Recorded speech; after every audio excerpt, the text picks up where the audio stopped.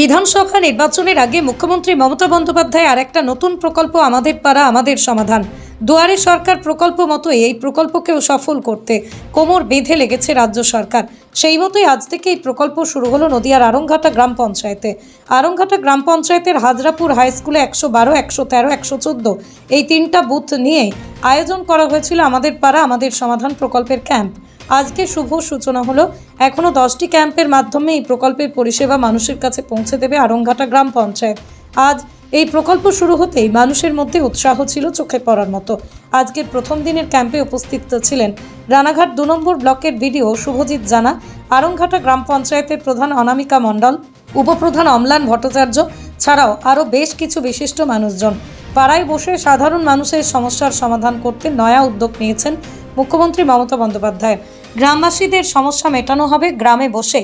রাস্তা, জল, বিদ্যুৎ সহ যে কোনো সমস্যার কথা বলা হবে এই শিবিরে। রাজ্যের মোট 80,000 বুথেই পরিষেবা পৌঁছে দিতে বদ্ধপরিকর রাজ্য সরকার। আমাদের ব্লকে মোট 350টা বুথ আছে আর রানাঘাট 2 ব্লক, তো সেখানে 350টা বুথ নিয়ে আমরা মোট 127টা ক্যাম্প করছি, যেখানে আমাদের মাননীয় মুখ্যমন্ত্রীর ঐকান্তিক উদ্যোগে আমাদের পাড়া আমাদের সমাধান সহ দুয়ারে সরকার থেকে শুরু করে একগুচ্ছ প্রকল্প পরিষেবা আমরা দিচ্ছি। এবং সেখানে যেটা আপনারা জানেন, অলরেডি আমরা বিভিন্ন সোশ্যাল মিডিয়া থেকে শুরু করে কোয়াইট ক্যাম্পেনিং করেছি।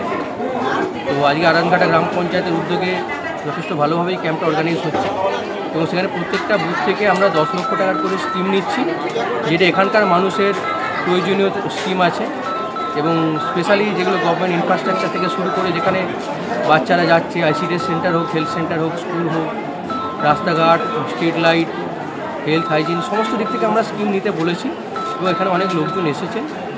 এবং এছাড়াও কিন্তু আমরা 10 লাখ টাকার বাইরেও যদি মানুষের আরও দাবি দেওয়া থাকে, যদি গ্রিভেন্স থেকে থাকে যে এখানে কাজ হলে ভালো হতো, আমরা সেইগুলো আমাদের জেলা শাসকের নির্দেশ মতো আমরা সেইগুলো একটা নোটিং করে রেখে দিচ্ছি, সেলফ অফ স্কিম হিসেবে রাখছি। তো এই প্রকল্প আগামী 2 মাস ধরে চলছে এবং এর কাজগুলো যাতে আমরা তাড়াতাড়ি কমপ্লিট করতে পারি সেটাও আমরা। আমাদের পাড়া আমাদের সমাধানটা চালু করেছেন, এটা একদম ভীষণই ভালো প্রকল্প। প্রত্যেক বুথে 10 লক্ষ করে যে টাকা দিচ্ছে তাতে মানুষ খুব ভালো সাড়া দিয়েছে। অসংখ্য মানুষজন এসেছে, তাদের বিভিন্ন বুথের কাজের কী হবে তারা প্রায়োরিটি লিস্ট করে দিয়ে গেছে। প্লাস তার সঙ্গে যে দুয়ারে সরকারটা রয়েছে সেখানেও মানুষের সাড়া রয়েছে, মানুষজন আসছে, পরিষেবা গ্রহণ করছে। এবং মাননীয় মুখ্যমন্ত্রীকে অসংখ্য ধন্যবাদ এই আমাদের পাড়া আমাদের সমাধান প্রকল্পটি দেওয়ার জন্য। এই যে আরংঘাটায় আজকে এখানে এই প্রকল্প হচ্ছে, কটা বুথ নিয়ে আজকে প্রকল্প? এখানে 3টি বুথ নিয়ে হচ্ছে, 89, 112, 89, 113 এবং 89, 114। এরপরেও কটা ক্যাম্প আছে আরও?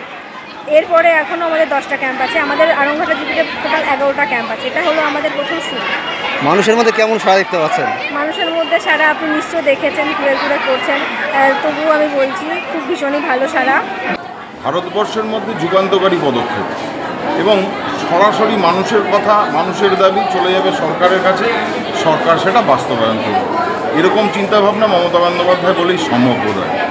আর আমাদের রানাঘাট 2 নম্বর ব্লকের বিডিও সাহেব এবং পুরো ব্লক প্রশাসন যেভাবে সহায়তা করেছেন আমরা খুব কৃতজ্ঞ। আমরা চেষ্টা করছি মানুষের কাছে পৌঁছে দেওয়ার।